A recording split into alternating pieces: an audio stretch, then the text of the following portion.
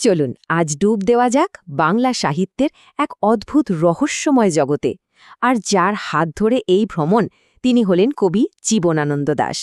ভাবুন তো, তার লেখাই কিন্তু আমাদের চারপাশের প্রকৃতিকে একদম নতুন চোখে দেখতে শেখায়। আবার শহরের জীবনের যে গভীর অনুভূতিগুলো, সেগুলোকেও যেন উনি আয়নার মতো সামনে নিয়ে আসেন। কিন্তু প্রশ্ন হল, কে ছিলেন এই মানুষটি? বাংলা সাহিত্যের এত বড় একজন কবি, তার জীবন আর কাজ, সেটার মধ্যে যে গভীরতা, তা আজও আমাদের অবাক করে দেয়, তাই না? চলুন আজ আমরা একসাথেই এই উত্তরটা খোঁজার চেষ্টা করি। তো শুরু করা যাক একেবারে গোড়া থেকে, কবির জন্ম আর শিক্ষা জীবন দিয়ে। এই সময়টাতেই তো তার কবি হয়ে ওঠার ভিত্তা তৈরি হয়েছিল। সময়টা ছিল 1899 সাল। বরিশাল শহরে তার জন্ম। শুরুর পড়াশোনা ওখানেই, বরিশাল ব্রজমোহন স্কুল আর কলেজে। তারপর উচ্চশিক্ষার জন্য চলে এলেন কলকাতায়। ভর্তি হলেন তখনকার নামকরা প্রেসিডেন্সি কলেজে। এরপর কলকাতা বিশ্ববিদ্যালয় থেকে ইংরেজি সাহিত্যে এমএ করলেন। আর এই যে একটা লম্বা একাডেমিক জার্নি, এটাই কিন্তু তার লেখায় একটা অন্যরকম গভীরতা এনে দিয়েছিল। আর একটা মজার ব্যাপার কি জানেন, কবিতাটা যেন তার রক্তেই ছিল। তার মা কুসুম কুমারী দাস, তিনিও কিন্তু একজন কবি ছিলেন, যাকে বলে স্বভাব কবি। বলাই যায় যে এই কাব্যচর্চাটা তিনি পরিবার থেকেই পেয়েছিলেন, একেবারে জন্মসূত্রে। আচ্ছা, এবার আসা যাক তার কবি পরিচয় আর কর্মজীবনের দিকে। তিনি তো আসলে একজন অধ্যাপক ছিলেন, কিন্তু ভেতরে ছিল এক কবির আত্মা।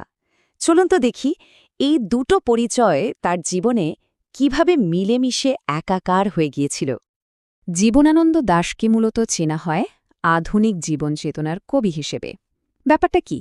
আসলে তার কবিতায় শহরের জীবনের ক্লান্তি, একাকিত্ব আর আমাদের আধুনিক মানুষের মনের ভেতরের যে জটিল সব ভাবনা, সেগুলো এমনভাবে উঠে এসেছে যা তখনকার বাংলা সাহিত্যে কেউ ভাবতেও পারত না।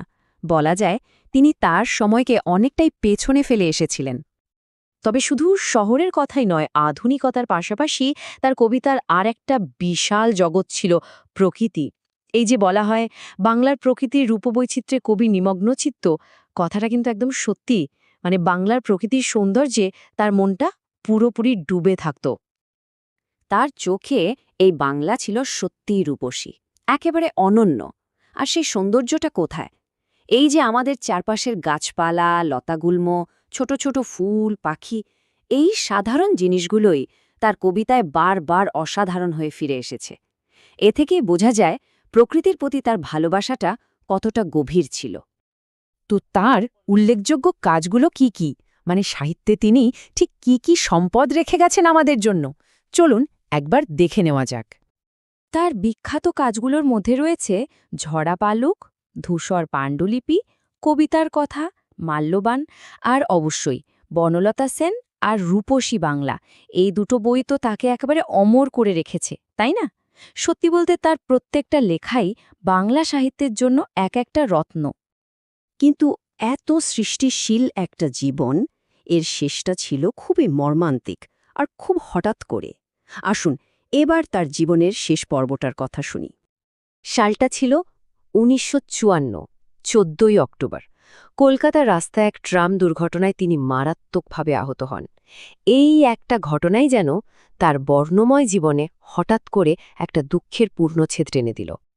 দুর্ঘটনার ঠিক 8 দিন পর, 22শে অক্টোবর, ওই দিন তিনি আমাদের ছেড়ে চলে যান।